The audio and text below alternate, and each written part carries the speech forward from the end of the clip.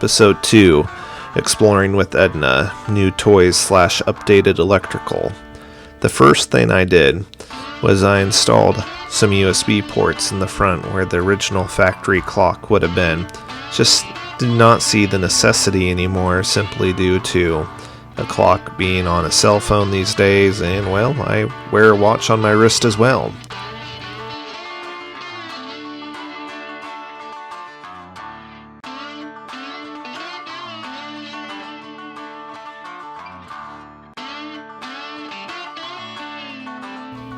The next big thing I did was a fuse box, which is here, and has an overall rating of 100 amps or a max amperage of up to 30 amps per electrical spot, which there's 6 of them. It's pretty much for anything we've added, electrical, lighting, etc. It doesn't have to be anything specific, but I pretty much filled all the spots at this point. The relays in the system I use are 30 amp waterproof connectors and plenty capable to handle anything that I'm running on here. Some of them you could see are not waterproof connectors. That's because I ran out, and eventually I am going to get some more to replace those ones in there. Compatible, you just got to swap them once you get the waterproof relay itself. I have a switch panel here inside the cab I use to operate all the electrical switches for the top lighting, and I also have a shutoff for the CB power just as a secondary power source. It's ran from the front of the engine bay going to the firewall, across the firewall, goes through the passenger side of the firewall, and then under the carpet into the center console. It's pretty easy, just a little work to get to it.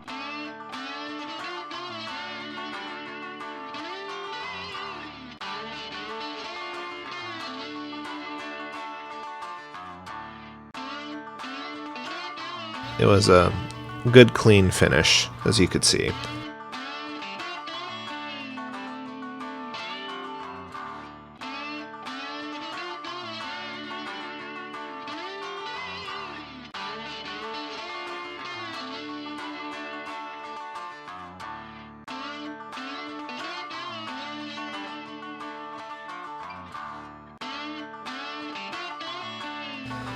I have some waterproof connectors on my roof rack because there's going to be times when maybe I don't want to drive with the roof rack and it's a little bulky, so there might be times when I want to actually put it in the garage and can't fit it with the roof rack on there, ironically. Only one of the downsides to the roof rack.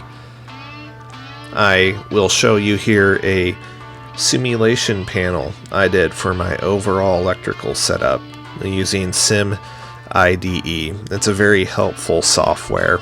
You could use it to simulate many circuits. I'm not using it anywhere near the complexity it can be used, but for plotting the original electrical diagram and you're thinking you want to do, it's very helpful.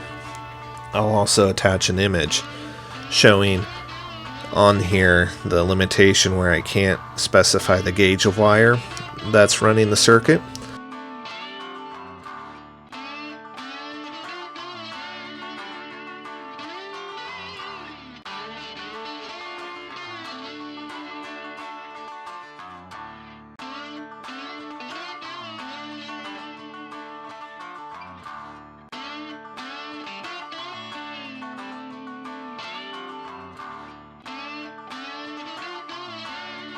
And it's good to know what wire you're running in what section in case you ever change the device on that electrical end. For instance, you don't want to overload a 16 gauge wire. Just a thing to note here, and I'll show you that picture here.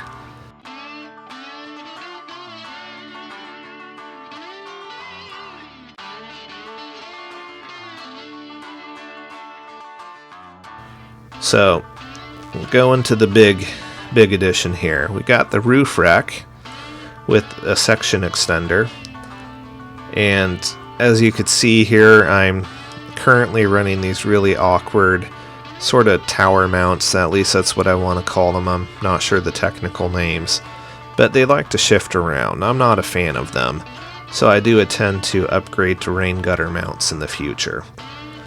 As you can see, it does add a lot of height. However, I don't necessarily expect to win a race in this, quite frankly, and most of the time I'm going to be going in the woods at slower speeds. So it's just not a huge deal to me that it does add some drag, but I could fairly say the 4-cylinder engine, 2.6 liter, I can't exactly get up to 75 easily if for some crazy reason I wanted to. I have a front light bar, a 42-inch curve bar. It does really well at creating an overall light on the front, and I also have the same one on the back as well, as you'll see here in a bit. Those each use 4 amps. The front and back light bars have custom brackets which help reinforce it. The side lights are really small little pod lights, but I wasn't too concerned about major lightage on those sides. And those use 4 amps as well. My backup lights, a little bit of a more complicated setup in a sense. Just going under the body with the electrical work is a little annoying. It goes all the way from the front of the engine bay, goes along the fuel line secured with zip ties and whatnot. That's using a relay system as well with the backup lights as the auto on signal.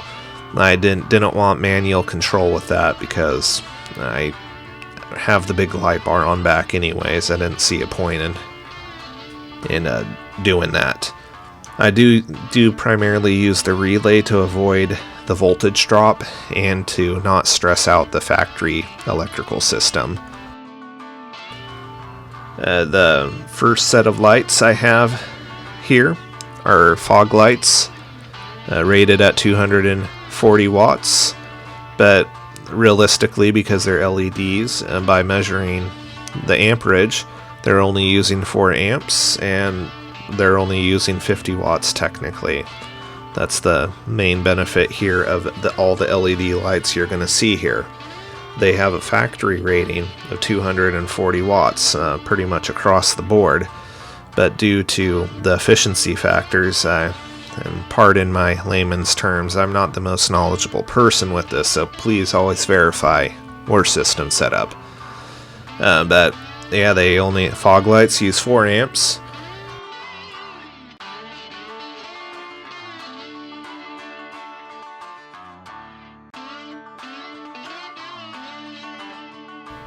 I have also some LED headlights on here.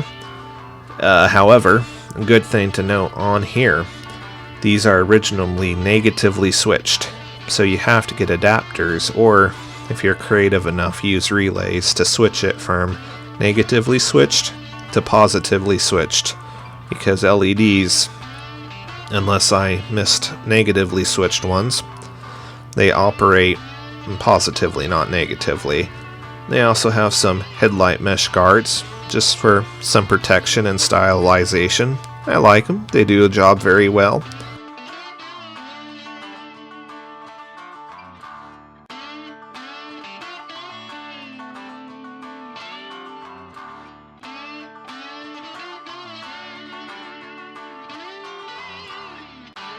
We have an added air horn for fun. This guy, as little as the compressor is, you gotta be mighty careful because it's using 130 watts and it's using 10 amps of power. I have an LED dome light, pretty much what it is. It's a nice upgrade, a lot brighter than the factory one ever was, and when we got it, the factory one didn't work anyway, so it was time to update it. So you always want to be ready. The stereo is just simply plain Jane radio, as I like to call it. It's nothing fancy. It has aux input, Bluetooth, and that's about it. There's a lot of work in electrical here. I probably have about 500 some feet of wiring, I'd estimate, here that I have added to the car. So there's about 10 pounds of wiring. Just kidding. But Anyways, that's it for episode 2, new toys slash electrical. I am certainly glad you watched episode 2 of Exploring with Edna. And the next episode, we're going to be talking about the future projects on the rig. And we'll see you next time. Have yourself a good day.